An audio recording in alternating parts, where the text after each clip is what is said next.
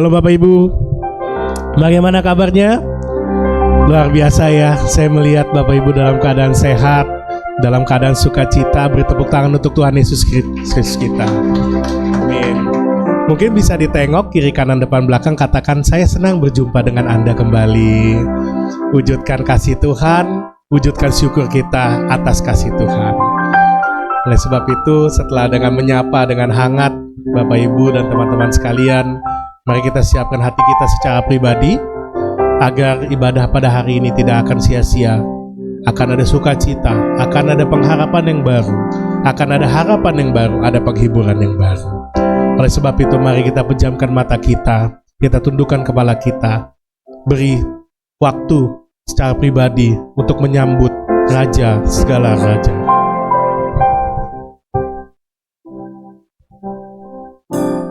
Tuhan, kami datang bersama-Mu ya Tuhan. Kami ingin menyembah Engkau. Kami ingin memberikan yang terbaik untuk Raja segala Raja.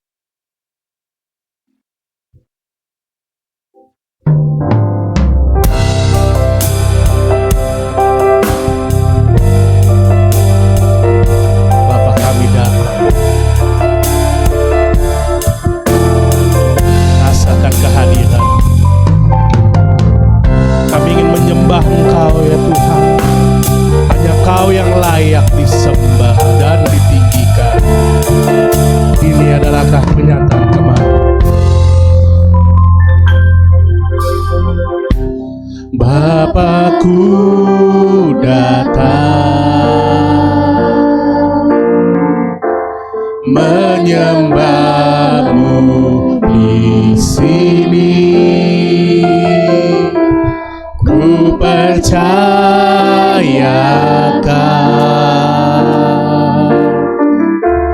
ada bagiku.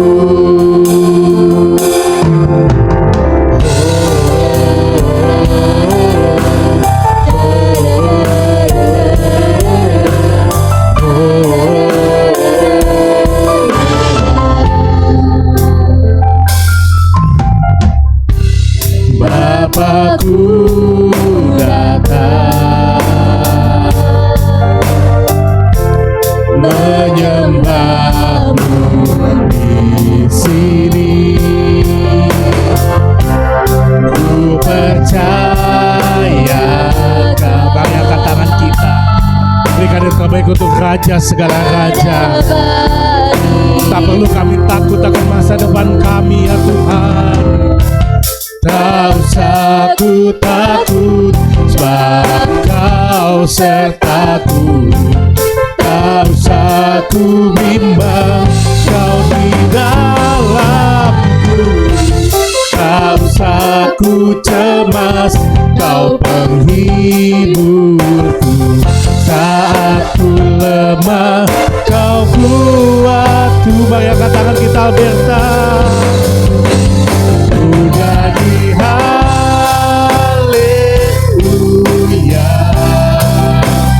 ku jadi haleluya. Sungguh Kau hebat, ajaib perkasa perbuatan-Mu. Kami nyanyi haleluya.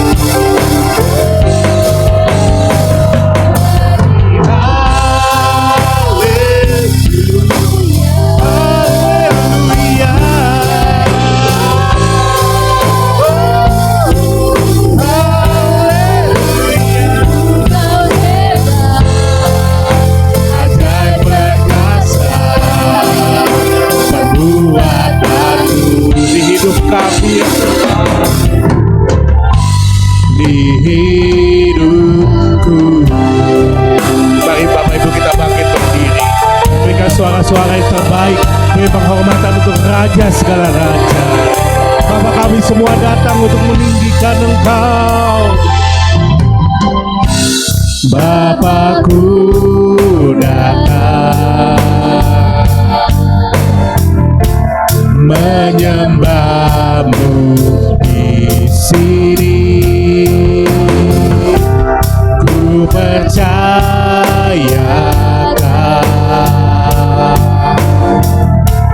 ada bagi Kau beserta kami tidak akan takut ya Tuhan. Tak usah ku takut, sebab Kau sertaku. Tak usah ku bimbang, Kau di dalamku. Tak usah ku cemas, Kau penghiburku. Saat ku lemah, Kau kuatku. Ku jadi haleluya, ku jadi haleluya.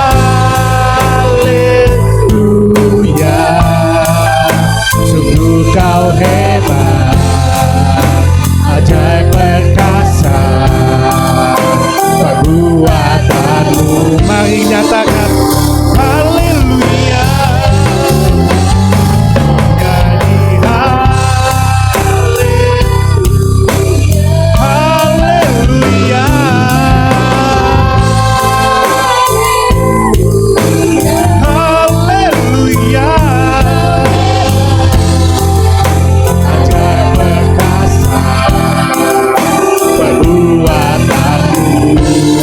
Keluarkan suara kita yang terbaik di hidupku. Haleluya, kami menyembah Engkau, kami tinggikan Engkau. Syukur bagimu Yesus, syukur bagimu Yesus. Haleluya,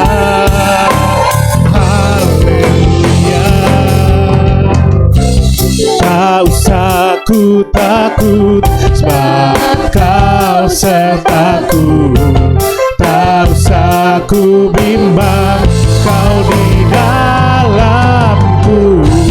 Tak usah ku cemas, Kau penghiburku. Saat ku takut ya Tuhan. Tak usah ku takut, sebab Kau sertaku.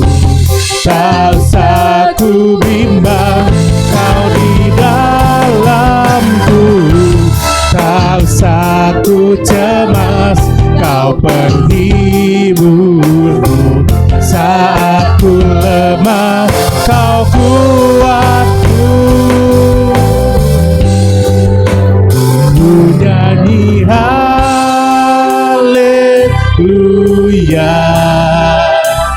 ku nyanyi haleluya.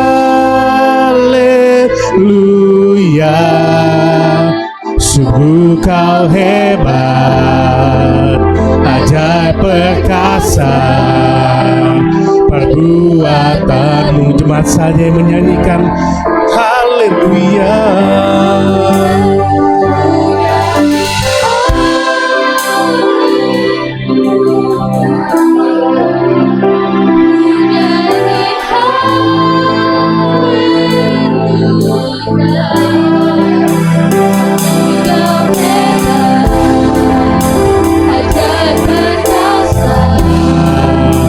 Perbuatanmu.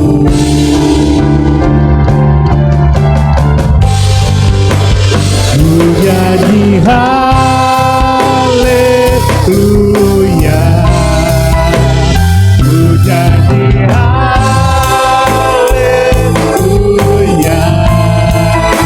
Sungguh Kau hebat, ajaib perkasa perbuatanmu. Oh, oh, oh. Ku nyanyi haleluya.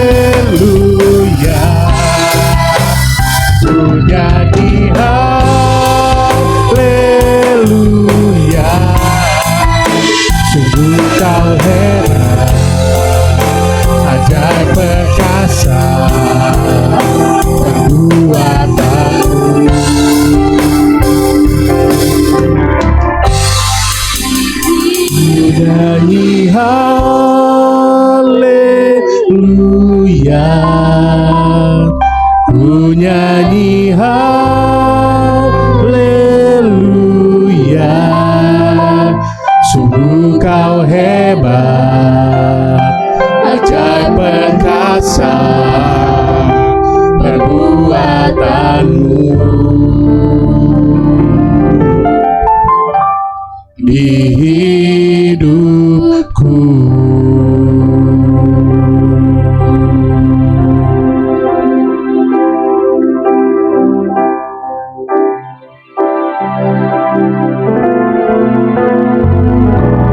Ya Tuhan, Tuhan kami, betapa mulianya nama-Mu, Tuhan kami, dimuliakan atas bumi.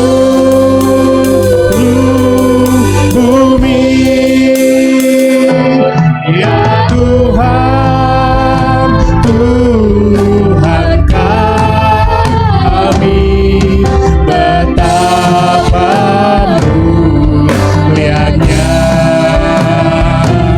nama-Mu, Tuhan kami, dimuliakan atas biarlah Kau yang ditinggikan Yesus. Ya Tuhan, ya Tuhan,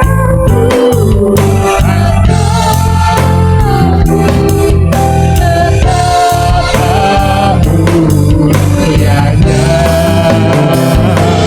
nama-Mu, Tuhan kami, dimuliakan atas bumi.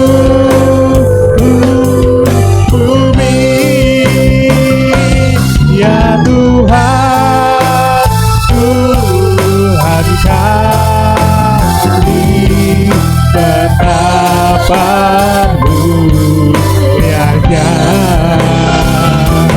nama-Mu, Tuhan kami, dimuliakan atas bumi.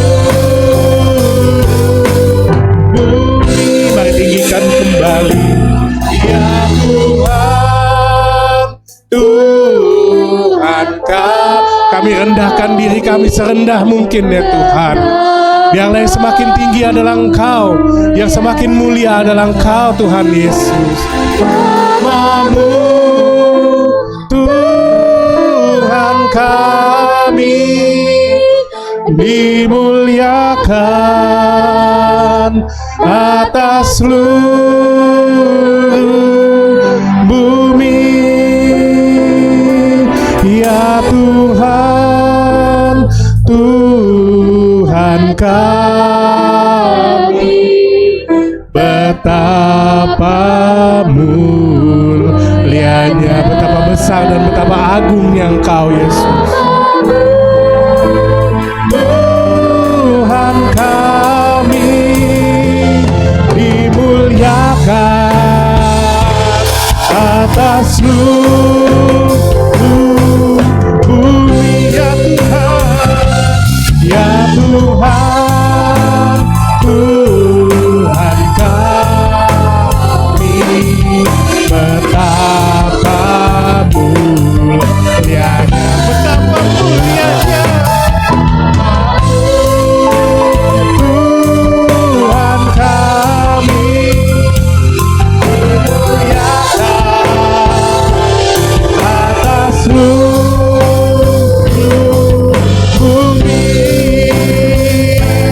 Dimuliakan atas seluruh bumi. Dimuliakan atas seluruh bumi. Beri tepuk tangan yang meriah untuk Tuhan.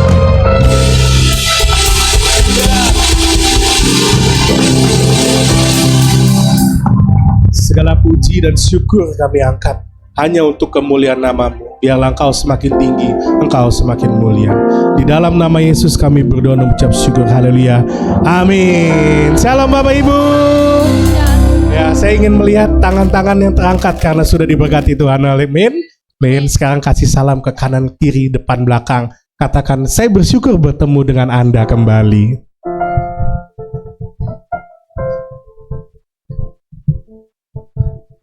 Mari kita menyanyi bersama Tuhan. Mari kita beri tepuk tangan di atas kepala. Beri penghormatan yang terbaik untuk Tuhan, karena Dia adalah sumber kekuatan kita.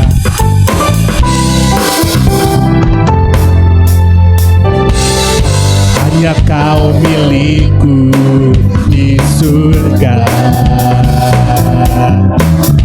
Tiada yang ku ingin di bumi, hanya Kau Yesus.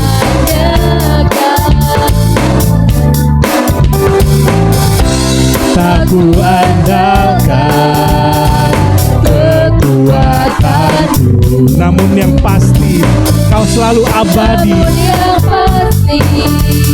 Kau tetap selamanya Allah sumber kuatku. Mari kita angkat jempol kita buat saudara-saudara.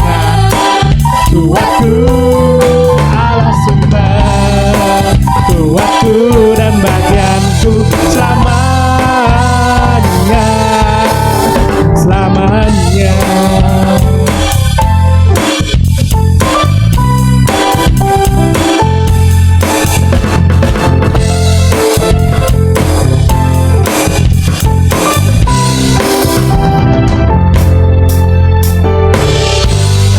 Kau milikku di surga. Kami tidak mau apa-apa ya Tuhan, hanya Kau Yesus.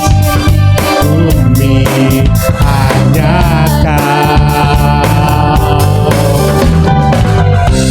tak ku andalkan kekuatanku, namun yang pasti Kau mana jempolnya Bapak Ibu untuk Tuhan Yesus. Allah sumber kuatku, Allah sumber kuatku, Allah sumber kuatku dan bagianku selamanya. Allah sumber kuatku, Allah sumber kuatku, Allah sumber kuatku dan bagianku selama. Allah sumber kuatku, Allah sumber kuatku, Allah sumber kuatku, Allah sumber kuatku dan bagianku selamanya. Allah sumber kuatku, Allah sumber kuatku, Allah sumber kuatku dan bagianku selamanya, selamanya, selamanya, selamanya. Beri tepuk tangan yang meriah untuk Tuhan Yesus. Siap memuji Tuhan lebih dan lebih? Amin. Siap semua? Siap.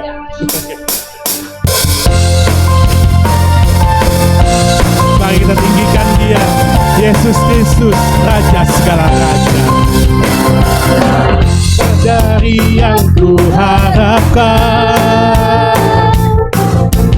bukti dari segala yang tak kulihat,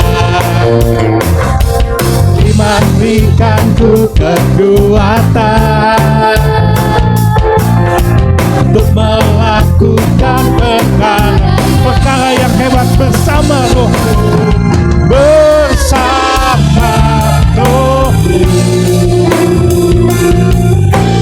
Ku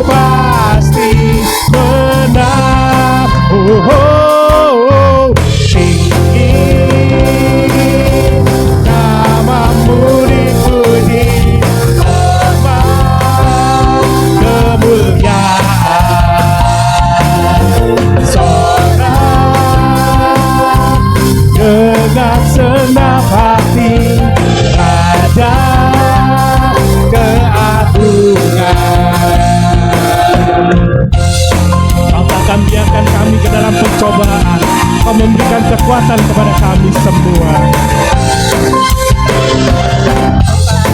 Akan percobaan melebihi batas kekuatanku. Kau yang berikanku kemuliaan, semakin serupa dengan gambaranmu. Bersama Rohmu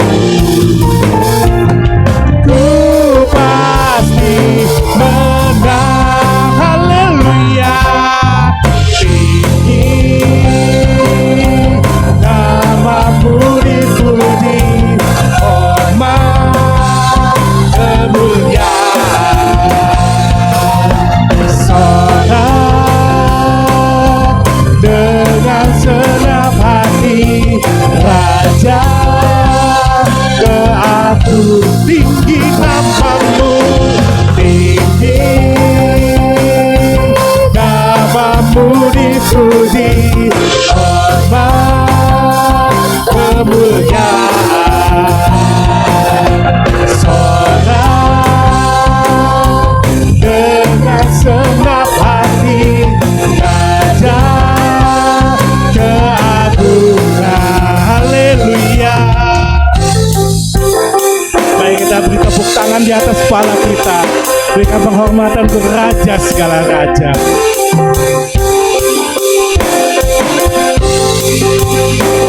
Mari kita tinggikan Dia.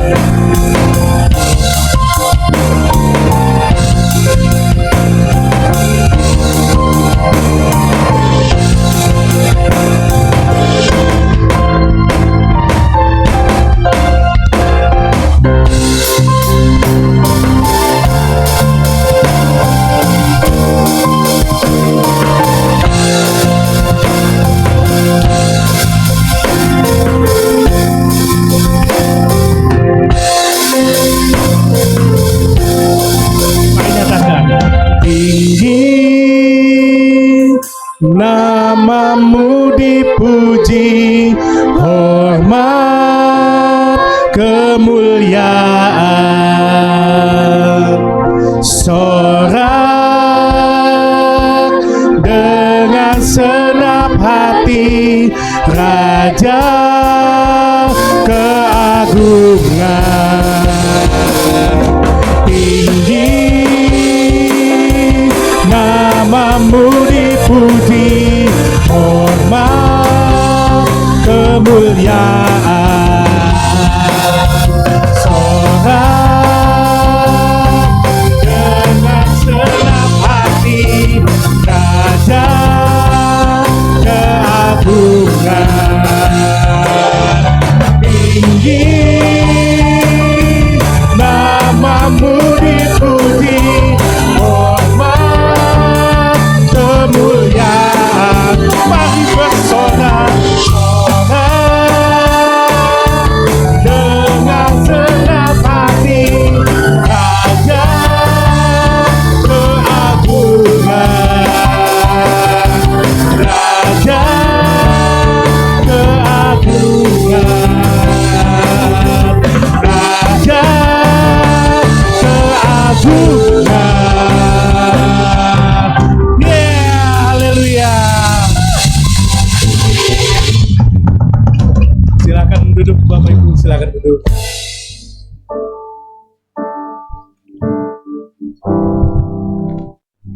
Setelah dengan semangat memuji Tuhan sebagai saudara seiman, tak pernah berhenti bersyukur.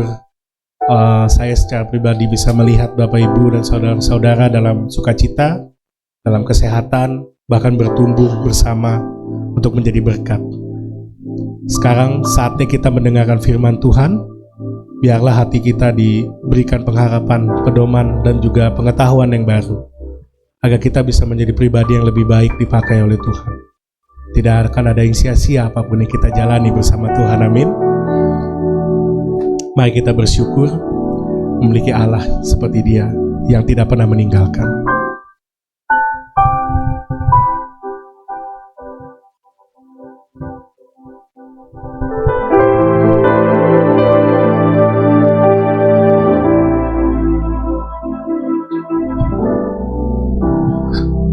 Dengan apa ku membalas kasih-Mu yang ku terima dari-Mu? Dengan apa ku membalas cinta-Mu? Oh Yesusku,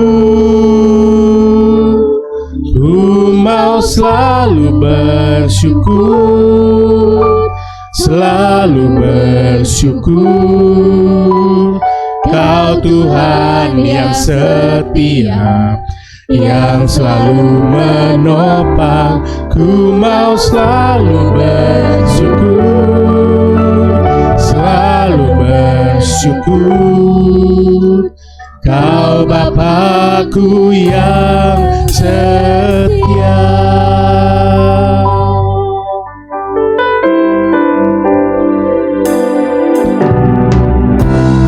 Dengan apa ku membalas kasih yang ku terima dari-Mu? Dengan apa ku membalas cinta? Oh Yesusku, mari angkat tangan kita. Ku mau selalu bersyukur. Nyatakan syukur kita kepada Tuhan. Selalu bersyukur. Kau Tuhan yang setia, yang selalu menopang. Ku mau selalu bersyukur, selalu bersyukur. Kau Bapa-Ku yang setia. Ku mau selalu bersyukur, selalu bersyukur. Kau Tuhan yang setia, yang selalu menopang. Ku mau selalu bersyukur, selalu bersyukur. Kau Bapa-Ku yang setia. Mari Bapak Ibu kita bangkit berdiri. Ku mau selalu bersyukur, selalu bersyukur. Kau Tuhan yang setia, yang selalu menopang. Ku mau selalu bersyukur, selalu bersyukur. Kau Bapa-Ku yang setia.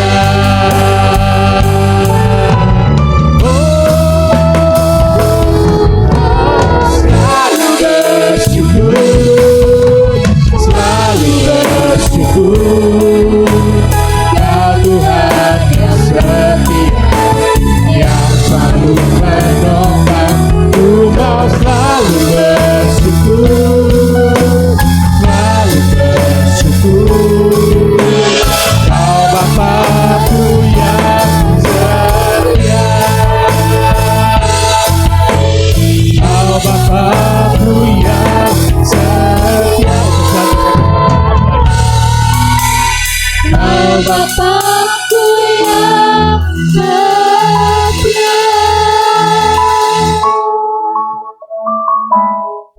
Inilah yang menjadi ungkapan hati kami Tuhan, bahwa ketika kami hadir di rumah-Mu yang kudus ini, tiada lain yang bisa kami lakukan hanyalah mengucap syukur. Kami bersyukur kami masih bisa hadir di rumah-Mu yang kudus hari ini. Kami bersyukur hari ini kami masih punya kesempatan untuk memuji dan menyembah Tuhan. Kami bersyukur hari ini, hati ini kembali ditaburi dengan benih firman-Mu. Mari Roh Kudus jamahlah hati kami. Hancurkan segala sesuatu yang tidak berkenan kepadamu di dalam hati kami, sehingga hati kami menjadi tanah yang subur, dan setiap benih firman Tuhan yang ditaburkan tidak akan kembali dengan sia-sia, tetapi membuat iman kami semakin bertumbuh. Jamahlah persepsi kami Tuhan, ubahkan pikiran kami Tuhan, sehingga ide-ide dari dunia ini, standar-standar dari dunia ini tidak mencemari pikiran kami, dan pikiran kami hanya serupa sejalan dengan pikiran Kristus. Bapa di dalam surga, jamahlah juga ruangan ini. Kuduskan ruangan ini, tempat di mana kami beribadah. Kami mengundang Roh Kudus untuk berkarya, sehingga hidup kami semakin hari semakin berkenan kepada Kristus. Dalam nama Yesus kami berdoa dan bersyukur. Yang percaya bersama kita katakan amin. Silakan duduk Bapak Ibu Saudara. Selamat pagi. Selamat hari Minggu.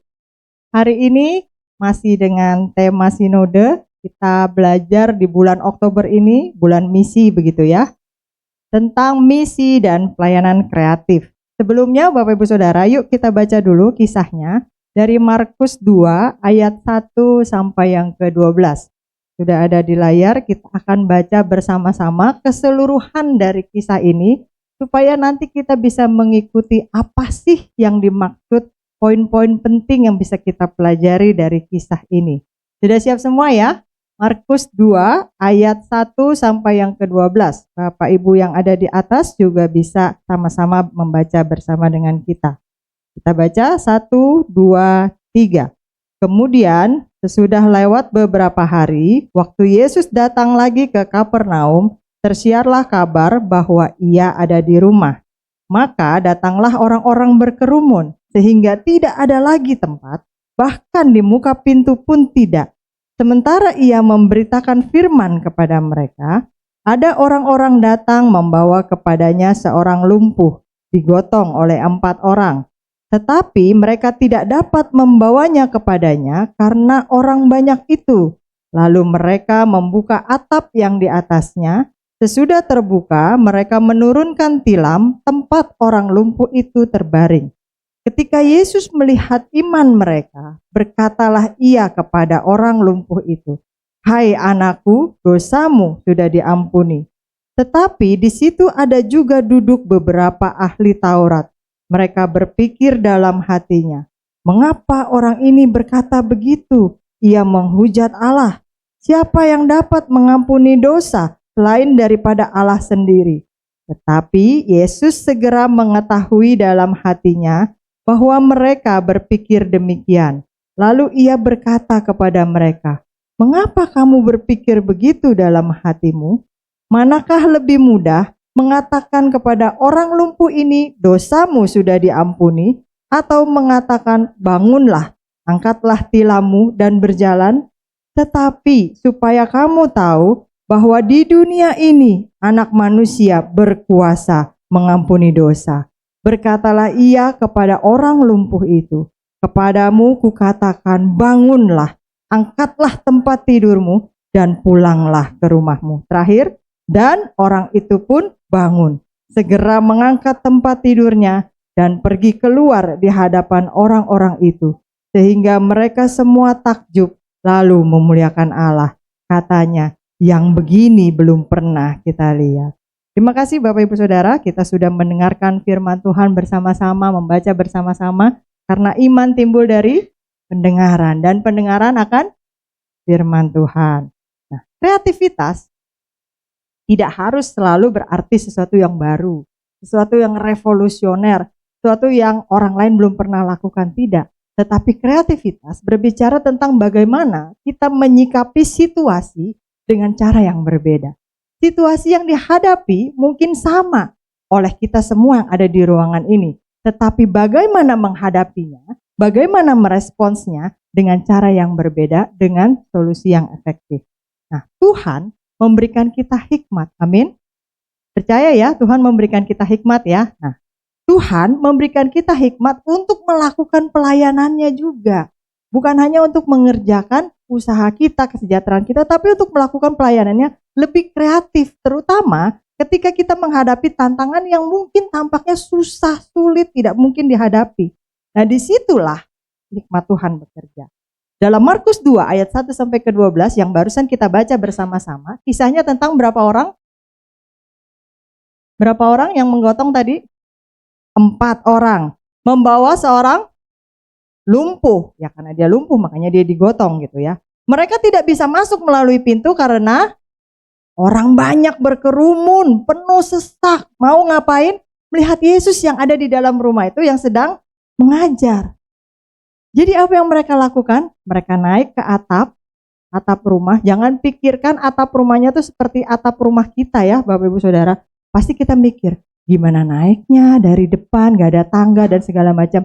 Tapi dalam konteks ini, yang harus kita lihat adalah rumah orang Yahudi. Rumah orang Yahudi itu di depan pasti ada tangganya. Dan atapnya itu tidak genteng seperti kita, tidak lancip seperti kita, tetapi datar. Sehingga memungkinkan sekali untuk orang naik tangga dan naik ke atap gitu ya. Nah, mereka naik ke atap lalu membongkarnya. Rumah siapa yang dibongkar? Main bongkar-bongkar aja sembarangan. Ini resiko nggak? Resiko. Bisa diteriakin nggak? Orang banyak sedang berkumpul sampai ke pintu rumah itu pun sesak. Lalu tiba-tiba ada 4 orang menggotong. Berat nggak? Kelihatan nggak? Pasti kelihatan. Mau coba di sini, Paulus misalnya, kita gotong 4 orang. Keluar pasti kelihatan. Orang yang lewat pasti ngeliatin. Naik tangganya juga susah pasti. Tapi mereka bisa sampai naik ke atap, lalu membongkar rumah yang bukan rumah mereka loh. Rumah tempat Yesus lagi mengajar. Lalu ngapain? Nurunin temennya. Bapak Ibu Saudara pernah lihat ke TPU waktu pemakaman, ketika peti akan diturunkan, biasanya ada berapa orang pegang tali gitu ya, terus diturunkan pelan-pelan begitu ya. Kalau yang lebih modern ya tinggal diputar dari pinggir, ada mesinnya yang nurunin gitu ya. Tapi pada umumnya di Indonesia ini masih pakai tali tambang rame-rame diturunin. Kurang lebih gambarannya seperti itu. Tapi yang diturunkan bukan peti mati. Yang diturunkan adalah si orang lumpuh ini. Diturunkan di mana? Persis di hadapan Yesus yang lagi ngajar. Coba kita bayangkan. Kalau misalkan ini Yesus lagi ngajar, lalu tiba-tiba ada yang bongkar atap. Terganggu nggak? Pasti ganggu. Nggak mungkin Yesus tuh diem-diem aja tetap ngajar. Andai kata Yesusnya tetap ngajar, tetap khotbah, yang lain pasti kedengeran kan? Gerudak, geraduk, geradak, geruduk. Apaan tuh? Apaan tuh? Dan membongkar atap itu nggak langsung pleng sekali jadi lubang. Pasti sedikit demi sedikit. Kalau tetangga sebelah kiri kanan atau anak-anak sekolah di minggu di atas berlarian saja, sebagian dari kita pasti akan otomatis nengok. Gitu kan? Nah, ini orang bongkar atap pada saat Yesus sedang mengajar. Lobangnya harus besar. Kenapa? Karena mereka mau turunkan orang lumpuh itu dengan tilamnya. Bayangin, nggak bisa lobang kecil segede lobang tikus, nggak muat. Karena mereka harus turunkan orang itu. Bayangkan berapa lama, berapa berisiknya, berapa susahnya. Dan selama itu orang-orang tetap mendengarkan Yesus mengajar. Nggak ada yang stop. Nggak ada yang bilang, woi ngapain lu? Rumah siapa nih main bongkar aja? Nggak ada yang bilang, itu apaan tuh? Nggak ada. Sampai akhirnya mereka berhasil menurunkan temannya itu persis di hadapan Yesus. Kalau dikatakan persis di hadapan Yesus, artinya masih ada space, masih ada jarak antara Yesus yang mengajar dengan orang banyak. Artinya selama pembongkaran atap itu nggak ada orang yang maju-maju ke depan ngelihat. Karena kalau persis di hadapan Yesus, artinya masih ada jarak. Paham ya, Bapak Ibu Saudara? Kalau di sini dibongkar, pasti yang belakang pengen maju ngelihat apaan tuh, karena mau lihat dari belakang kan nggak kelihatan. Lobang apa tuh? Pasti akan maju ke depan. Tapi dikatakan persis di hadapan Yesus, artinya yang belakang nggak maju-maju mau ngelihat lobang apaan tuh. Bukankah itu saja sudah suatu mukjizat? Jadi ketika kita membaca satu cerita, baca pelan-pelan, bayangkan konteksnya. Kisah ini memberikan pelajaran yang mendalam tentang bagaimana kita menjalani misi dan pelayanan secara kreatif dan penuh iman di tengah tantangan dunia ini. Kalau gampang, nggak perlu mungkin belajar susah-susah. Kalau gampang, tidak perlu mungkin kita mempelajari firman Tuhan sampai jelimet. Tapi karena hidup di dunia ini, tantangannya makin lama makin susah, terutama bagi kita orang Kristen, sehingga kita perlu merenungkan 3 prinsip utama dari kisah ini. Yang pertama prinsipnya tidak menyerah karena tantangan. Hidup tidak akan pernah menjadi semakin mudah. Betul apa benar Bapak Ibu Saudara? Betul ya? Makin hari akan makin susah. Peperangan terus berlanjut ya, bukannya berhenti malah terus bertambah. Harga-harga pada naik. Kemarin ada yang tulis begini, harga naik, BBM naik, uang sekolah naik, tapi tiket konser tetap habis. Coba tolong yang bisa ekonomi jelaskan kepada saya, katanya. Terus penjualan gadget-gadget terbaru masih pada antri, katanya. Padahal harga-harga lain pada naik. Coba tolong jelaskan. Itu yang kita hadapi sekarang ini. Yang kedua yang mereka lakukan, tidak berhenti mencari cara untuk melayani. Yang ketiga yang perlu kita pelajari, mereka tidak mencari pujian atau kemuliaan pribadi. Nah, masing-masing dari prinsip ini Bapak Ibu Saudara akan memberikan pelajaran bagi kita dalam kita melakukan pelayanan kita sehari-hari. Kenapa perlu ditambahkan kata sehari-hari? Karena melayani bukan hanya di dalam gereja. Betul apa benar? Melayani itu menjadi gaya hidup kita. Melayani menjadi bagian dari hidup kita. Seringkali orang bilang mau pelayanan kapan? Hari Sabtu Minggu. Sisanya hidup dengan gaya dunia. Tapi melayani bagi orang Kristen itu setiap hari, sehari-hari. Oleh karena itu kita lihat, yang pertama mereka tidak menyerah karena tantangan. Pada awal kisah ini kita lihat bahwa orang-orang telah mendengar Yesus ada di Kapernaum. Sehingga banyak orang datang dan rumah tempat Yesus mengajar itu menjadi penuh sesak. Sehingga nggak ada lagi tempat di dalam, bahkan sampai ke pintu rumah. 4 orang teman yang membawa orang lumpuh menghadapi situasi ini. Ini tantangannya. Mereka mau bawa temannya yang lumpuh dengan susah payah ke hadapan Yesus, tapi nggak bisa. Ada tantangan, ada rintangan, ada halangan. Tapi Bapak Ibu Saudara, walaupun mereka tahu betul nggak bisa masuk ke rumah itu melalui pintu seperti biasanya, mereka nggak berhenti loh. Mereka nggak bilang ya udah, terus sok-sok rohani gitu, biarlah kehendakmu yang jadi Tuhan. Yang penting kan udah diusahain sampai sini. Enggak. Mereka tidak membiarkan situasi itu, tantangan itu, halangan itu, rintangan itu untuk menghentikan mereka. Bukannya nyerah, balik lagi gotong pulang, ya udah terima aja ya, emang udah nasib lu lumpuh begitu. Enggak. Yang penting kan udah diusahain ya. Enggak. Udah sampai sini kan nggak bisa masuk. Enggak. Bukannya menyerah, pulang dengan kecewa, pasrah begitu aja. Mereka justru mengambil jalan yang tidak biasa. Dilihat ada tangga, mereka gotong seorang, 4 orang yang gotong. Perlu kesepakatan nggak? Perlu ya. Sebelum dia naik tangga, dia perlu sepakat dulu. Mau nggak ini 4 orang menggotong temannya? Kalau cuma 3 yang mau gotong, nggak bisa jalan. Kalau cuma 2 yang mau gotong, juga nggak bisa jalan. Apalagi cuma 1, bagaimana gotongnya? Nggak mungkin bisa jalan. Artinya mereka berempat sepakat untuk naik ke tangga tersebut dan gak miring-miring loh. Bayangin kalau yang belakang gotongnya lebih rendah, merosot temennya jatuh. Atau yang depan merosot lebih rendah, nyungsep ke depan. Mereka menggotong persis sejajar sampai naik, lalu membongkar atap. Ini juga perlu kesepakatan. Ada yang bilang gak usah bongkar atap, terakin aja nanti Yesus doain mungkin. Kalau bongkar atap ntar siapa yang mau ganti? Pasti ada mikir begitu kan? Siapa yang mau ganti ini nanti atapnya? Terus kalau kita diomelin, tapi mereka bisa membongkar atap, artinya mereka juga sepakat. Dan kemudian menurunkannya langsung. Bapak Ibu Saudara, lihat kegigihan mereka untuk mencapai tujuannya. Kalau kita ingat flashback kembali, dalam pelayanan kita juga sering menghadapi tantangan yang tampaknya sulit dihadapi. Bukan hanya dalam kehidupan kita.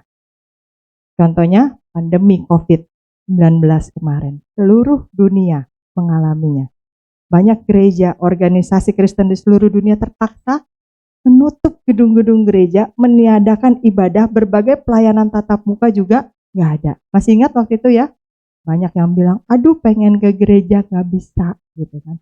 Banyak gereja yang tidak terbiasa dengan teknologi, ya termasuk gereja kita. Karena biasanya kita setiap hari Minggu, setiap jadwal ibadah kita datang kumpul di sini. Tiba-tiba gerejanya tutup. Gimana ibadahnya? Bingung. Semua serba terjadi mendadak. Tapi banyak gereja juga tidak menyerah dengan kondisi seperti itu. Nggak malah, nggak usah ibadah. Gerejanya libur, tutup. Bukan nggak mau ibadah loh ya Tuhan. Emang nggak bisa datang kan gerejanya yang tutup. Tidak.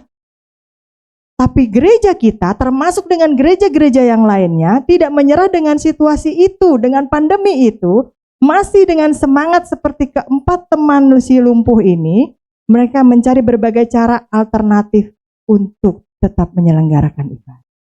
Bapak Ibu Saudara masih ingat mungkin sebagian Bagaimana kita dulu setiap hari Minggu menayangkan ibadah online yang cuma direkam pakai handphone, salah satu jemaat, handphone. Kemudian hari biasanya yang tugas pelayanan, yang khotbah segala macam itu direkam di hari biasa. Dikumpulkan di satu hari, rekaman untuk 1 bulan tersebut. Jadi benar-benar dikumpulkan di situ. Kebagian Saudara Paulus, Pak Wiwi, saya, terus Raymond juga sempat ya. Tugas semua. Pokoknya yang tugas kami benar-benar melaksanakan ibadah di hari biasa, direkam untuk ditampilkan di hari Minggu. Itu adalah salah satu cara bagaimana gereja kita mulai belajar menggunakan teknologi, tidak menyerah dengan keadaan pandemi COVID-19 yang lalu. Kami berusaha mengadakan ibadah online waktu itu, mengirimkan dukungan spiritual pakai Zoom. Bapak Ibu Saudara masih ingat ya, waktu itu kita sering Zoom, kebaktian kaum wanita. Saya ingat waktu itu kalau nggak salah ibu-ibu yang lebih muda ngajarin ibu-ibu yang lebih senior. Ini pencet apa, pencet apa. Dan biasanya kalau Zoom begitu banyak yang mic-nya kepencet. Terus, tar dulu, airnya belum dimatiin tuh, matiin dulu. Gitu kan, kedengeran. Jadi ada seru-serunya juga ibadah online gitu kan. Dari yang nggak bisa, jadi bisa. Kita belajar sama-sama mengatasi tantangan yang ada. Keterbatasan fisik diubah menjadi kesempatan untuk menjangkau lebih banyak orang. Dan sekarang Bapak Ibu Saudara bisa melihat gereja dan yayasan-yayasan lain, sekolah dan lain-lain sudah terbiasa dengan Zoom. Di kantor, di sekolah, anak-anak bahkan dan lain-lain, semua orang tua udah terbiasa ngapain? Meeting Zoom aja, di Meet aja. Udah terbiasa dengan seperti itu. Sehingga segala keterbatasan akhirnya berhasil diatas.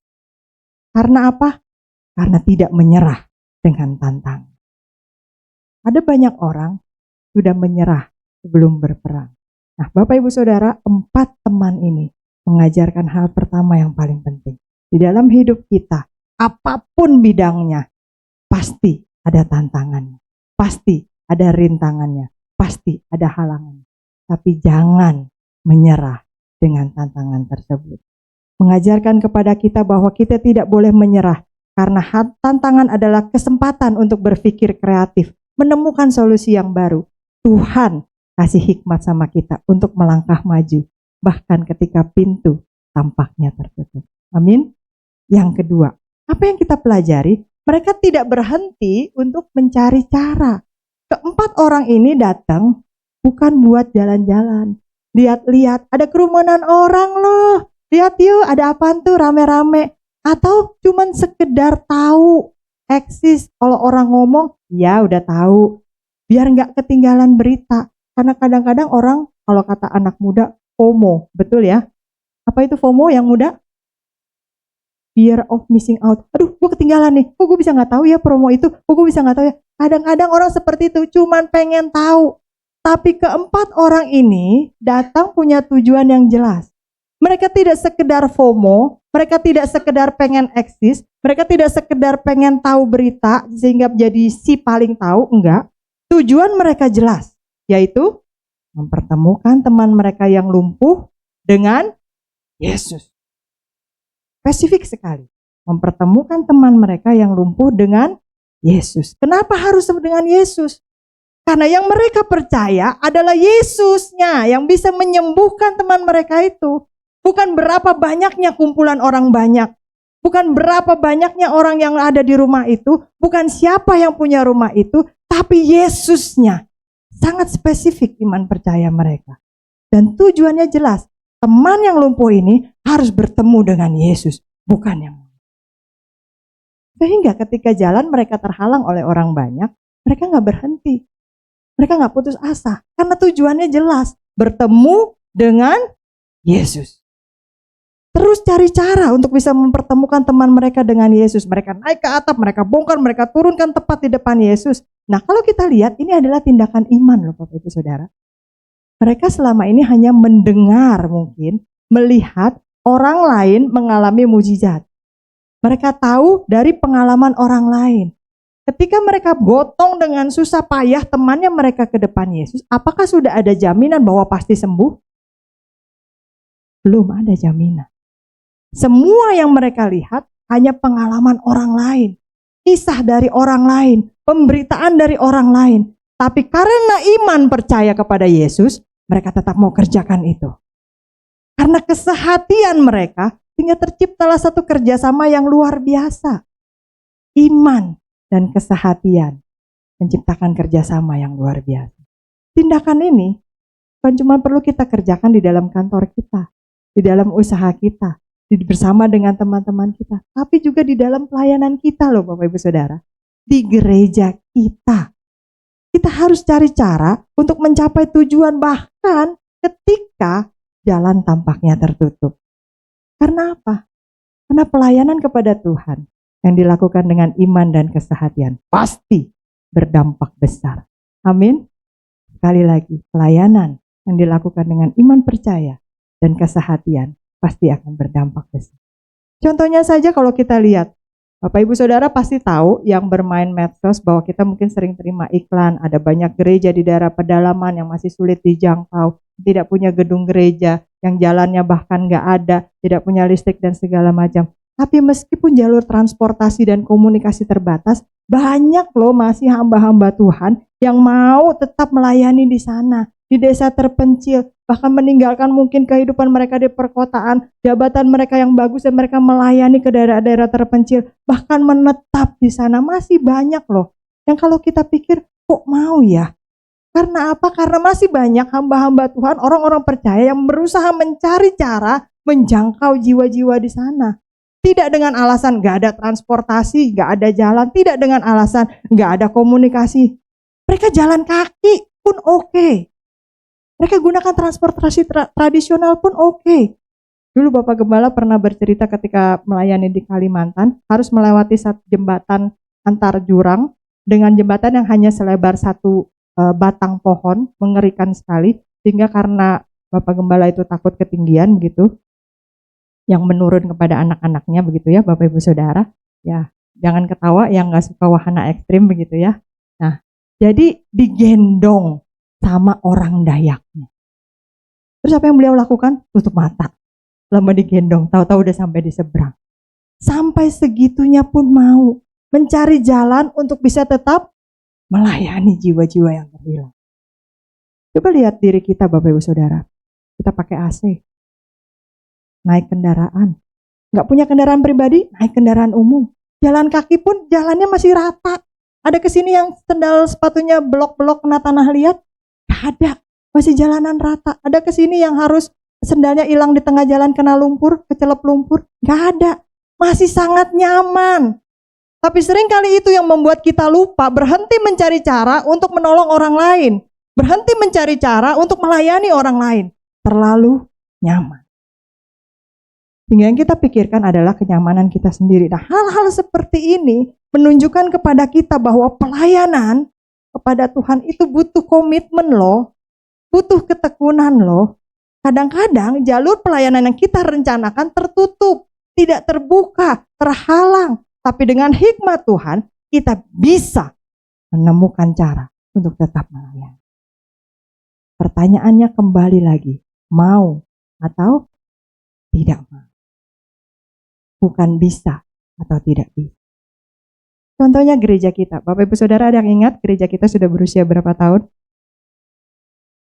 20. Bagaimana gereja ini bisa berdiri sebagian kita sudah tahu. Dan bagaimana gereja ini masih bisa berdiri sampai hari ini pun kita semua tahu. Tidak ada yang menonjol dalam hal berkhotbah di sini. Tidak ada yang menonjol dalam hal bernyanyi. Tidak ada yang menonjol dalam hal bermain musik. Dan bidang-bidang lainnya. Tapi kita bersatu hati. Kita percaya melayani Tuhan bersama-sama. Sehingga iman dan kesehatian kita di tempat ini berdampak besar. Dengan hal itu kita berusaha mencari cara. Bagaimana ya untuk mengakrabkan seluruh jemaat? Oh, dengan acara kongko dulu yuk. Biar yang gak kenal bisa saling kenal. Kalau makan jangan langsung pulang. Jangan makan di jalanan terjatuh. Makannya di gereja sambil ngobrol. Disediain kopi. Kopinya panas kan gak bisa langsung digelek kan. Jadi sambil tiup-tiup sambil ngobrol. Ngeteh, ngopi. Supaya apa? Itu salah satu cara dari si konsumsi untuk mengakrabkan jemaat. Bagaimana ya supaya jemaat yang tidak mampu bisa ditolong oleh jemaat yang lebih mampu? Oh, kita adakan dana diakonia, otak dan sebagainya. Itu salah satu cara yang kita sama-sama kerjakan dari iman dan kesehatian kita supaya kita tetap bisa melayani Tuhan. Dan masih banyak lagi yang bisa kita kerjakan. Yang saya yakin Bapak Ibu Saudara pasti menyadarinya dari lingkup gereja ini. Bahwa kita pun bukan hanya memperhatikan melayani jemaat di dalam, tapi kita juga jangkau keluar. Waktu pandemi kemarin ada beberapa tukang parkir, terus apa lagi ya, yang kita bagikan sembako, orang-orang jualan di depan. Walaupun saat pandemi kemarin kita tetap berusaha bagi. Dan seringkali terakhir kita mengadakan akses ke panti jompo ya, Livia. Panti jompo. Karena tempatnya kecil tidak bisa seluruh jemaat ikut. Itu kita terus mencari cara kita bersama. Seperti 4 orang ini terus berusaha mencari cara melayani Tuhan. Boleh colek sebelahnya. Yuk, bisa yuk, jangan berhenti. Jangan menyerah, jangan berhenti, terus mencari cara. Yang terakhir. Yang ketiga, apa yang bisa kita pelajari? Nah, ini yang kadang-kadang susah. Yang ketiga apa Bapak Ibu Saudara? Tidak mencari pujian dan yakin. Kalau habis pelayanan, udah datang lebih pagi, pulang lebih siang, berusaha setengah mati, melakukan yang terbaik, tapi dapatnya kritik, dapatnya komplainan, masih bisa mau melayani Tuhan, masih bisa bilang haleluya puji Tuhan. Udah dikasih tema khotbah yang susah, disuruh siapin dari jauh-jauh hari, udah disiapin sebulan sebelumnya, bikin PowerPoint yang bagus. Begitu khotbah, habis turun khotbah, terus dibilangin nyindir lah, dibilangin ngomongin orang lah, dibilangin segala macam, masih besok bisa khotbah bilang haleluya puji Tuhan. Makin gak ada yang ngomong. Udah latihan setengah mati, ternyata yang dapat malah kritik dan hinaan, masih mau melayani Tuhan. Ini yang paling susah. Tapi seringkali saya katakan bersama Yesus susah bukan tidak mungkin. Susah bisa kita lewati. Kisah dalam Markus 2 ayat yang ke-1 sampai 12 itu mengajarkan kita tentang kerendahan hati dalam melayani. Itu dulu yang harus dimulai. 4 teman yang menggontong orang lumpuh ini, siapa namanya tadi? 4 teman ini siapa namanya tadi? Coba dibaca lagi, Markus 2 ayat 1 sampai 12, boleh diulang? Siapa nama 4 teman ini? Ada yang bisa menyebutkannya? Ada yang bisa sebutkan? Gak ada namanya, Bapak Ibu Saudara. Tidak disebutkan namanya. Gak salah, Alkitabnya gak salah cetak ya Bapak Ibu Saudara. Oh salah cetak nih, mau beli Alkitab baru, ganti aplikasi baru. Tidak disebutkan namanya memang. Dan tidak ada bagian dalam perikop kisah yang tadi kita baca menyatakan bahwa mereka bilang kamsia dong, bilang terima kasih dong, kirim-kirim apa kek, masa terima kasih doang gitu kan. Tidak mengharapkan pujian, terima kasih aja enggak. Fokus mereka hanya pada kesembuhan dan keselamatan temannya yang lumpuh itu, bukan yang lain. Mau dibilang terima kasih kek, enggak peduli. Mau menerima pujian kek, kritikan kek, enggak peduli. Yang penting bagi mereka adalah fokusnya tercapai. Do the best. Let God do the rest.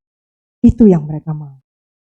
Mereka bertindak, mereka nggak mikir kalau saya kerjakan ini, nanti orang akan puji saya nggak ya? Kalau saya latihan ini, suara saya terdengar bagus nggak ya? Kalau saya ciptakan khotbah seperti ini, nanti khotbah saya terdengar hebat nggak ya? Nggak butuh validasi dari orang lain, Bapak Ibu Saudara. Nggak butuh penghargaan dan pujian dari orang lain.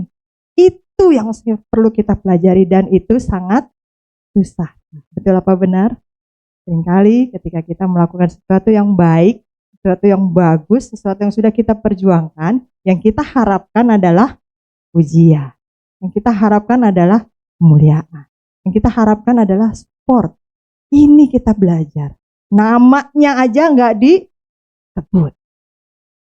Boro-boro dibilang terima kasih, itu juga enggak. Kalau kita yang kayak gitu, udah susah payah, keluar tenaga, keluar uang, keluar ide, dan segala macam, lalu setelah berhasil, orang itu pergi begitu saja, kira-kira perasaan kita bagaimana Bapak Ibu Saudara? Mungkin kalau ditanya sekarang, bilang, ya haleluya puji Tuhan, bersyukur aja gitu. Tapi kalau kita mau jujur, seringkali juga ada rasa sakit. Kenapa bisa ada rasa sakit hati? Kenapa bisa ada rasa tersinggung? Kenapa kita bisa ngambek? Kenapa kita bisa marah? Karena kita tidak rendah hati. Kalau orang yang rendah hati, nggak akan merasa tersinggung. Karena dia tahu, dia nggak harapkan itu semua. Yang penting adalah kerjakan bagian dia. Yang lainnya tidak penting. Yang paling penting adalah, apakah Tuhan suka dengan yang kita kerjakan? Itu yang paling penting. Saya pernah berikan satu contoh. Satu kali ada seorang anak murid, dia baru belajar bermain piano. Lalu kemudian biasanya kalau di kursus-kursus musik gitu kan ada waktunya konser begitu ya, untuk tampil memperlihatkan gitu. Nah anak ini ikut konser begitu. Satu kali ketika dia konser, selesai dia bermain dengan begitu indah, begitu syahdu. Seluruh penonton yang hadir bertepuk tangan. Bahkan berdiri, standing applause. Wow, luar biasa. Baru belajar berapa bulan, mainnya bagus sekali, luar biasa, luar biasa. Tapi anak ini nggak tersenyum, Bapak Ibu Saudara. Anak ini terus menatap. Karena di atas, di balkon itu, gurunya cuma duduk, tumpang kaki, lipat tangan. Tidak berdiri, tidak tersenyum. Tidak puas dengan penampilan anak. Yang dia pikirkan adalah apresiasi dari gurunya. Dia nggak peduli dengan seluruh ruangan yang standing applause. Pandangannya tertuju. Sehingga mukanya juga nggak terlihat senang. Beberapa bulan kemudian, setelah terus berlatih, dia ikut lagi konser yang lain. Setelah selesai dia bermain. Mungkin hanya separuh yang berdiri memberikan tepuk tangan. Walaupun permainannya tetap bagus. Tapi walaupun tidak semegah sambutan yang lalu, anak ini tersenyum sumringah sekali, dengan penuh kepuasan, dengan penuh kebanggaan. Karena dia lihat ke atas, gurunya itu berdiri memberikan tepuk tangan. Bapak Ibu Saudara menangkap pesan dari kisah ini. Kita nggak perlu validasi atau pengakuan dari seluruh dunia. Karena pengakuan, pujian, validasi dari orang lain itu seringkali tidak objektif. Kalau dia senang sama kita, dia akan puji kita. Kalau dia nggak senang sama kita, dia belum tentu puji kita. Tapi kalau dari Tuhan, pengakuan dari Tuhan, pujian dari Tuhan, berkat dari Tuhan, itu selalu objektif. Amin. Yang penting apa? Kerendahan hati. Gak usah pikirkan yang lain. Do the best bagian kita. Kisah ini mengingatkan kepada kita bahwa pelayanan yang sesungguhnya dikerjakan setiap hari tidak butuh pujian dari manusia, tetapi justru kemuliaan itu harus dikembalikan kepada Tuhan. Si lumpuh yang disembuhkan, kalau kita baca di ayat yang terakhir, dia ketika dia bisa angkat, bangunlah dan angkatlah tilammu, dia nggak berlari kepada teman-temannya, hai besti, hopeng semua, kamsia ya, terima kasih ya udah gotong saya kesini. Enggak, yang dia lakukan apa? Memuliakan Allah. Tidak pernah dicatat dia lari kepada teman-temannya bersujud terima kasih, tidak. Tapi jelas dikatakan si lumpuh yang disembuhkan memuliakan Allah, bukan orang-orang yang mengantarkan dia. Itu yang harus kita kerjakan. Ini contoh yang jelas bahwa dalam pelayanan hanya Allah saja yang layak menerima semua pujian dan kemuliaan. Ini yang harus kita tekankan sebagai pelayan Tuhan. Coba kita lihat di gereja kita, Bapak Ibu Saudara, ada banyak pelayan-pelayan yang bekerja di belakang layar. Betul apa benar? Bapak Ibu Saudara masuk ke ruangan ini sudah bersih ya, sudah tersapu, sudah terpel, kursi sudah tertata, semua sudah siap rapi. Ada banyak orang yang bekerja untuk menyiapkan ruangan ibadah ini, baik di atas maupun di bawah. Multimedia, sound system, kebersihan, doa, dan lain sebagainya yang mungkin nggak bisa kita sebutkan satu persatu. Mereka mungkin nggak dilihat, nggak dikenal sama jemaat, Tapi peran mereka sangat penting untuk kelancaran ibadah kita dan pelayanan kita di gereja. Mereka melayani tanpa mengharapkan pengakuan atau pujian. Karena mereka tahu bahwa pelayanan adalah untuk kemuliaan Tuhan. Pernahkah Bapak Ibu Saudara berpikir bahwa tutup kursi kita yang warnanya putih ini bisa tetap putih karena apa?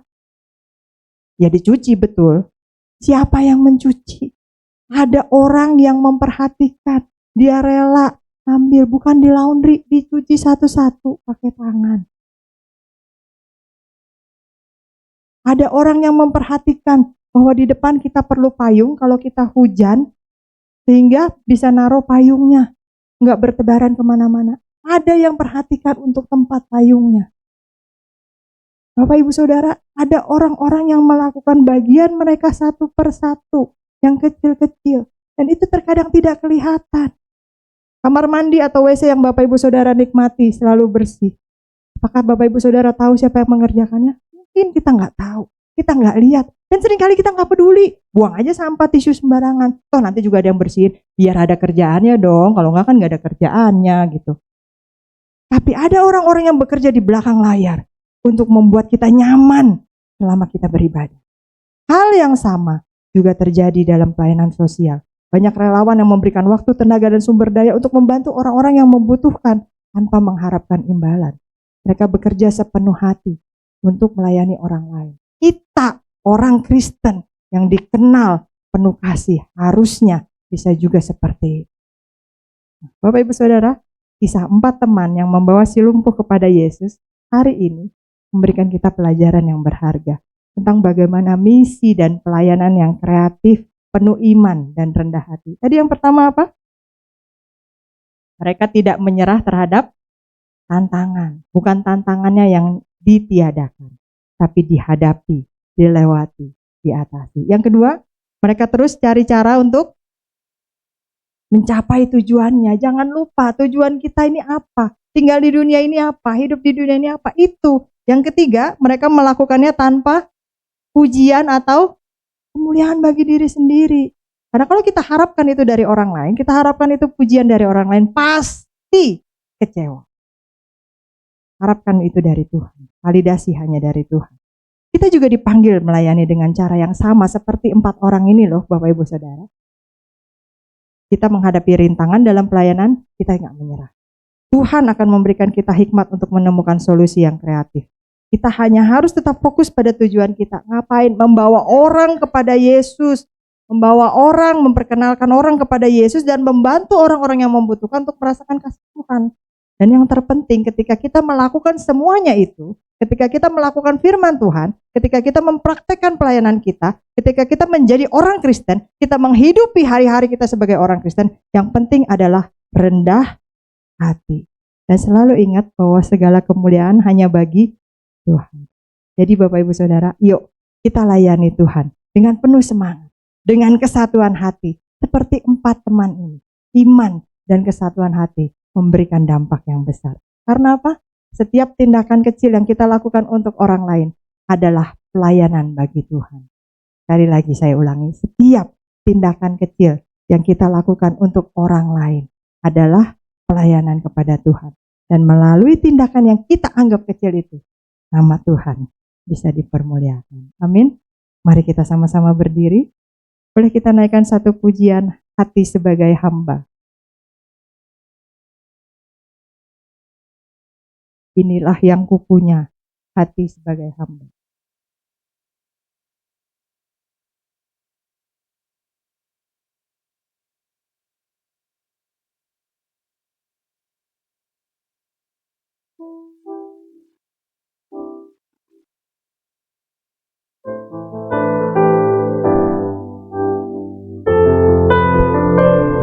Kita renungkan pujian ini, kita nyanyikan sepenuh hati bahwa kita tidak membawa apapun juga, dan kita harus punya hati sebagai hamba. Apapun juga saat ku datang ke dunia, ku tinggal semua. Pada akhirnya saat ku kembali ke surga.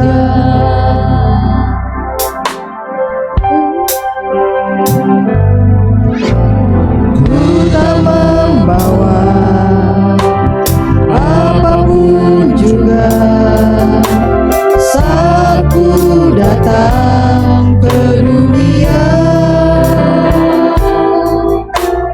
Ku tinggal semua pada akhirnya saat ku kembali ke surga. Katakan, inilah yang ku punya, Inilah yang ku punya, hati sebagai hamba yang mau taat dan setia padamu Bapa.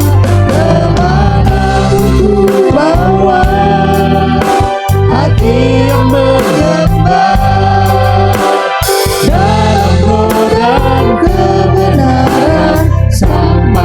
Katakan sekali lagi, hanya inilah yang ku punya. inilah yang ku punya, Hati sebagai hamba yang mau taat dan setia padamu Bapa. Kemana ku bawa hati yang berkembang dalam roda kebenaran sampai dalam roh dan kebenaran. dalam roda kebenaran sampai selamanya. Bagaimana kami bisa membalas kasih-Mu ya Tuhan. Semua berkat dan pertolongan-Mu yang sudah kami nikmati, kami rasakan di dalam hati kami, di dalam hidup kami, sampai saat ini kami berdiri di rumah-Mu yang kudus. Segala yang kami punya, segala yang kami nikmati, semua itu adalah berkat Tuhan di dalam hidup kami. Bagaimana kami bisa membalas semuanya itu kecuali dengan memberikan kepadamu hati seorang hamba.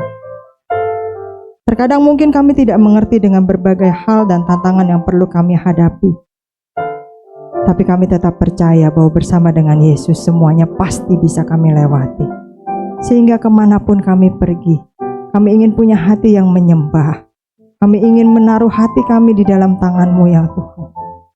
Sehingga hati sebagai hamba yang taat dan setia inilah yang bisa kami persembahkan ketika kami kembali pulang ke rumah Bapa di surga. Ketika tiba waktunya nanti, Engkau datang kembali menjemput kami semua di atas awan-awan. Bapa di dalam surga, misi dan pelayanan yang kreatif yang Tuhan berikan sebagai tema hari ini kiranya bisa membangkitkan kembali hati kami, membangkitkan kembali semangat kami, bahwa kami hidup di dunia tidak hanya sekedar melewati hari. Memang akan banyak tantangan, halangan, rintangan, berbagai masalah dan penyakit yang selalu tidak habis-habisnya perlu kami hadapi. Tetapi hikmat Tuhan juga tidak pernah habis di dalam hidup kami. Kami tidak mau menyerah. Kami akan selalu mencari cara dan kami akan berusaha untuk membawa hati yang rendah di hadapan Tuhan. Terima kasih Bapa. Terima kasih untuk pengertian-Mu bahwa Engkau juga tahu melakukan firman-Mu tidak semudah mendengarkannya. Terima kasih untuk Roh Kudus-Mu yang Kau taruh di dalam hati setiap kami, terus mendidik, terus mengajar, terus mengingatkan kami, bahkan memperlengkapi dan memampukan kami untuk menjadi pelaku-pelaku firman, bukan hanya sekedar pendengar saja. Terima kasih Tuhan. Dalam nama Yesus kami berdoa dan bersyukur dan percaya bersama kita katakan amin. Silakan duduk, saya kembalikan. Terberkati oleh firman Tuhan Bapak Ibu. Amin. Saya mewakili seluruh jemaat GBI Alberta mengucapkan terima kasih atas pelayanan CL. Tuhan Yesus memberkati. Sekarang kini saatnya kita untuk mempersiapkan persembahan kita. Kepada yang bertugas dapat dipersilakan untuk maju.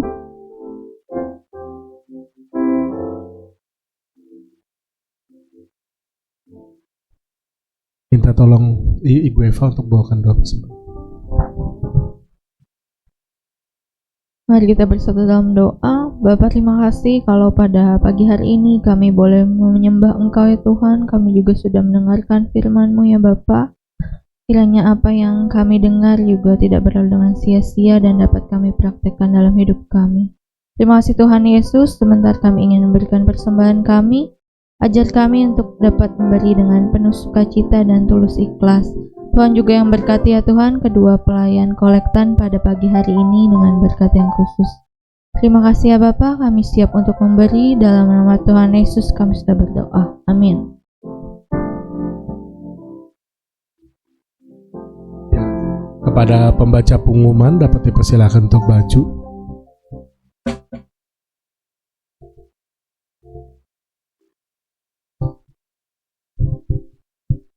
Shalom.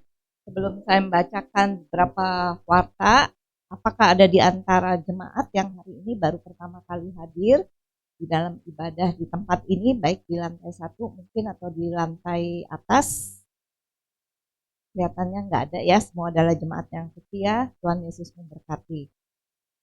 Keluarga besar GBI Alberta mengucapkan terima kasih kepada Pendeta Carmelia yang pagi ini sudah menyampaikan firman Tuhan dalam kebaktian pada pagi hari ini. Tuhan Yesus memberkati.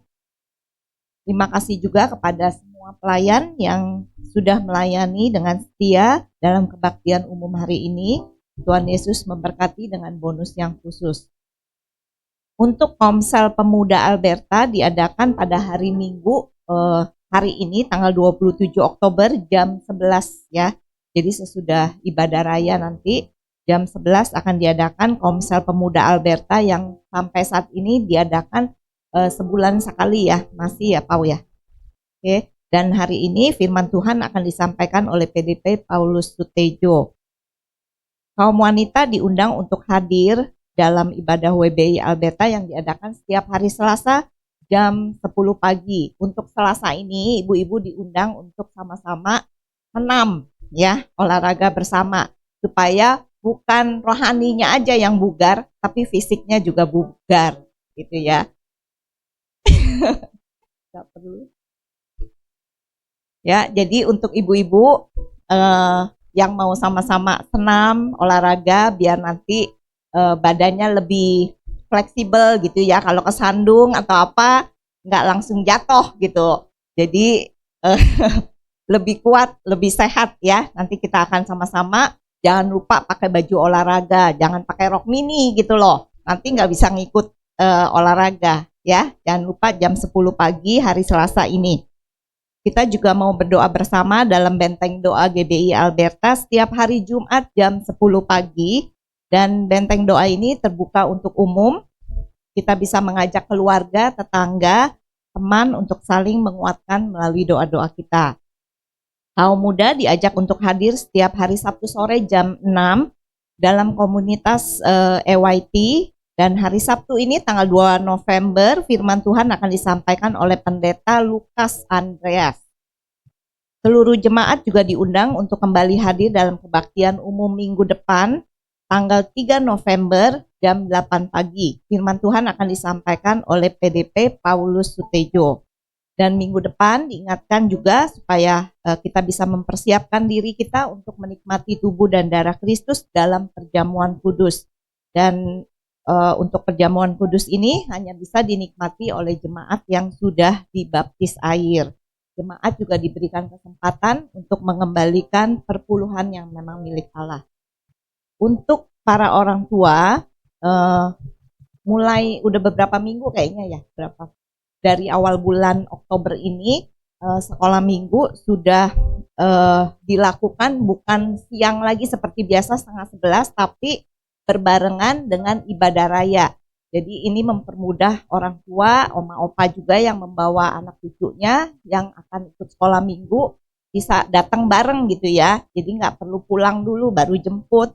Dan kalau mau pergi kemana-mana juga lebih enak. Jadi selesai ibadah raya bisa langsung pergi. Dan sekolah minggu ini diadakan di lantai 3 di atas ya. Jadi kalau datang ibadah raya mungkin orang tua bisa menitipkannya dulu di lantai 2 supaya bisa sama-sama melakukan pujian penyembahan. Nanti pas acara untuk firman Tuhan. Anak sekolah minggu juga akan mendengarkan firman Tuhan dengan guru-guru sekolah minggu mereka di lantai 3. Keluarga besar GBI Alberta mengucapkan selamat ulang tahun kepada Ibu Mimi pada tanggal 28 Oktober. Hari ini kelihatannya nggak hadir ya. Dan Saudari Lisna Waru tanggal 28 Oktober.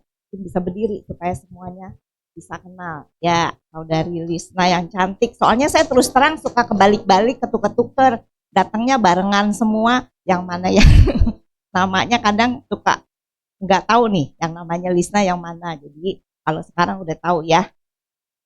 Selamat ulang tahun, Tuhan Yesus memberkati. Dan juga Saudara Dev Matthew tanggal 29 Oktober. Terima kasih juga kepada donatur diakonia yang sudah mempersembahkan untuk dana diakonia Ibu Ria Sanjaya sebesar Rp500.000. Tuhan Yesus memberkati. Dan mari juga kita tetap dukung acara kongko dulu melalui makanan minuman atau dana yang berbeban untuk mendukung dana acara kongko ini bisa menghubungi Diaken Lilumin. Kami juga mengucapkan terima kasih kepada NN yang sudah mempersembahkan untuk dana acara kongko ini sebesar Rp500.000. Tuhan Yesus memberkati. Oh ya, hari ini kita semua jangan langsung pulang.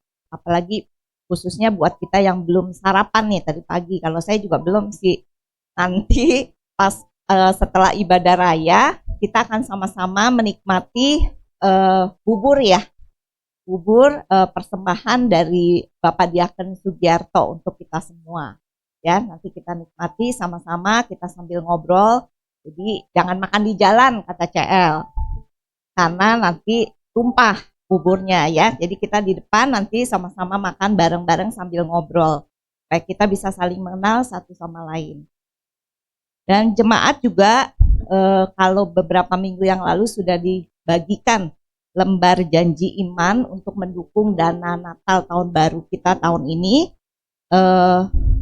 Bisa tolong dikembalikan untuk janji iman itu. Atau bukan kalau kertasnya udah hilang gitu, itu juga nggak apa-apa. Tapi bisa menghubungi sekretariat mungkin untuknya gitu ya, bisa di info gitu akan memberikan dana Natal dan tahun baru ini. Bisa transfer juga mungkin melalui rekening GBI Alberta. Dana yang dibutuhkan pada tahun ini adalah Rp15 juta dan saat ini sudah terkumpul kurang lebih sebesar Rp8.750.000. Jadi masih ada kekurangan Rp6.250.000. Dan terima kasih juga kepada Saudari Teti Waruyu yang sudah mempersembahkan Rp100.000, Saudari Siska Waru Rp100.000, Saudari Desi Siagian Rp500.000, Ibu Ria Sanjaya Rp500.000. Tuhan Yesus memberkati. Satu lagi, jangan lupa supaya kita tetap satukan hati kita berdoa bagi gereja kita dan bangsa negara kita setiap malam jam 9 ya.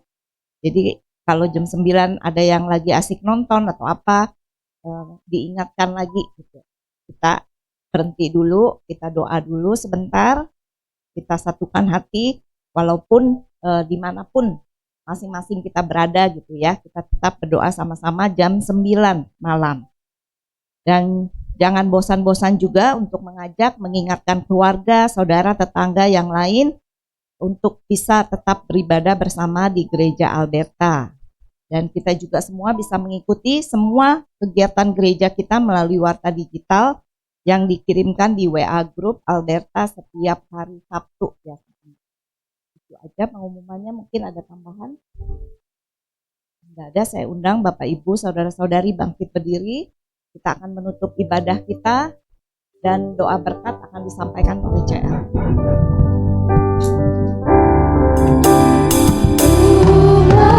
Selalu bersyukur. Kau Tuhan yang setia, yang selalu menopang. Kau selalu bersyukur.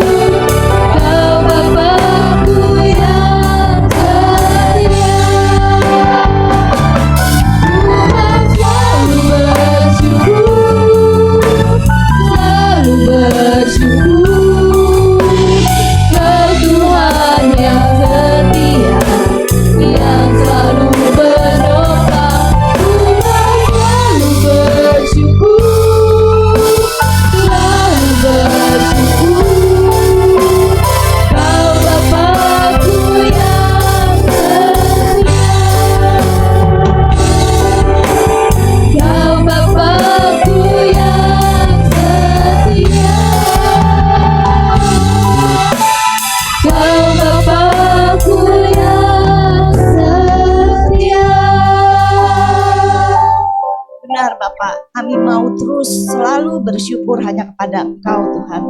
Karena Engkau adalah Allah yang setia, Allah yang selalu menopang hidup kami Tuhan.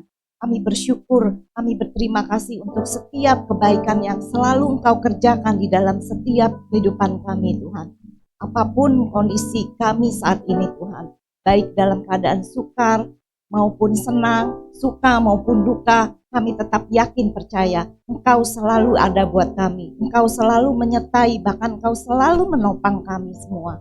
Terima kasih Bapa, kami juga bersyukur kalau pagi ini kami masih diberi kesempatan untuk datang ke tempat ini, untuk bertemu muka dengan Engkau Tuhan. Kami bersyukur Tuhan untuk kesempatan ini. Biarlah kami boleh sungguh-sungguh dapat memuji-Mu, menyembah-Mu. Kami bersyukur untuk firman yang sudah menegur kami, mengingatkan kami, bahkan semakin memperlengkapi kerohanian kami Tuhan. Kami mau belajar Tuhan untuk melakukan misi dan pelayanan yang kreatif Tuhan. Kami mau memegang prinsip dalam misi dan pelayanan yang kami kerjakan Tuhan. Biarlah kami tidak menyerah apapun tantangan yang harus kami hadapi. Kami boleh terus berusaha, kami boleh terus berjuang mencari cara demi cara yang terbaik Tuhan untuk mencapai tujuan akhir dari setiap pelayanan yang kami lakukan. Dan ajar kami Tuhan agar kami boleh melayani Engkau dengan kerendahan hati Tuhan.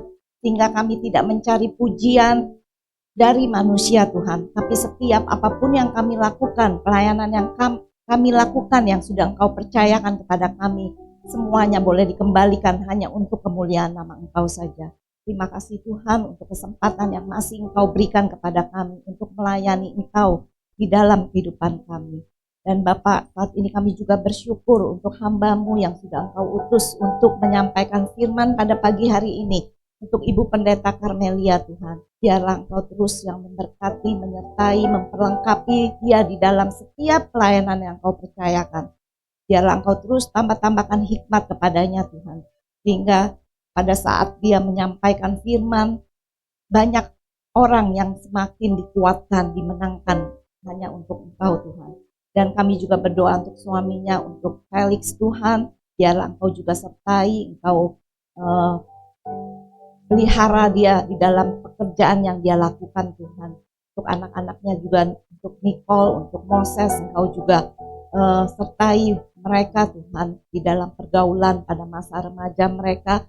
Bahkan Engkau juga yang sertai, Engkau buat berhasil di dalam studi mereka.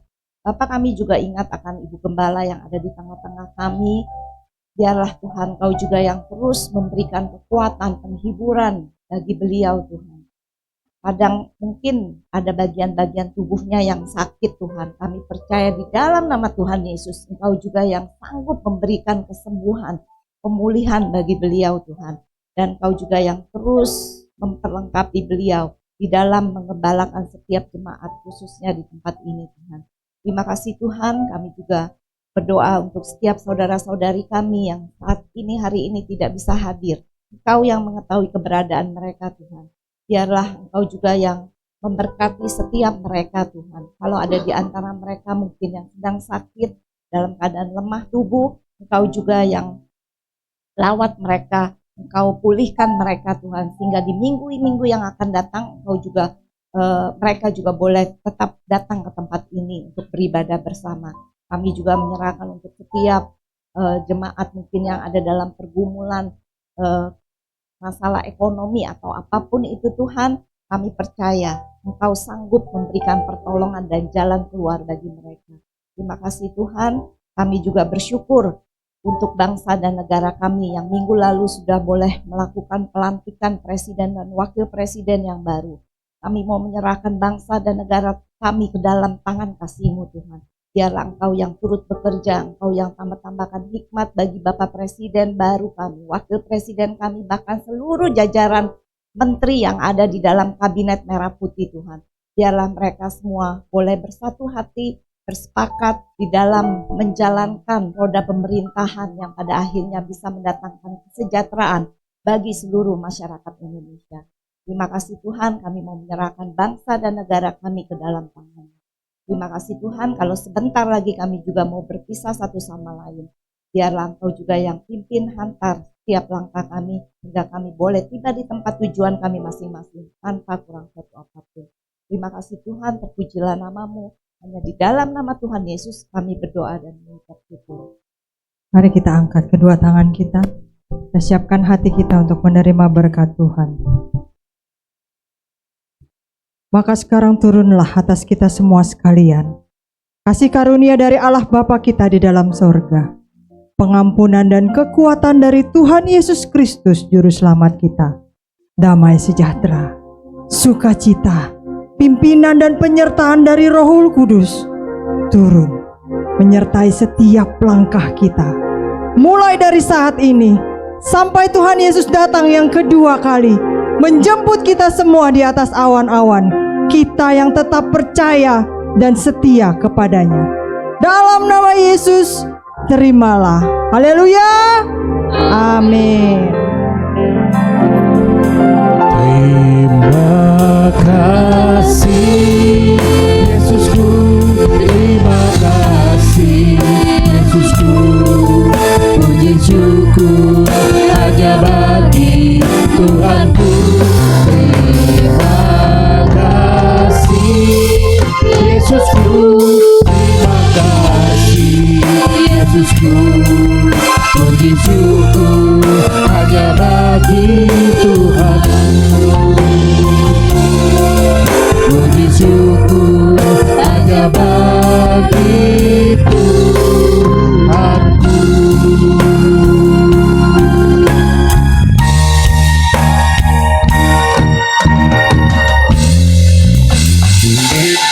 Selamat hari Minggu, selamat bersaat teduh. Tuhan Yesus memberkati.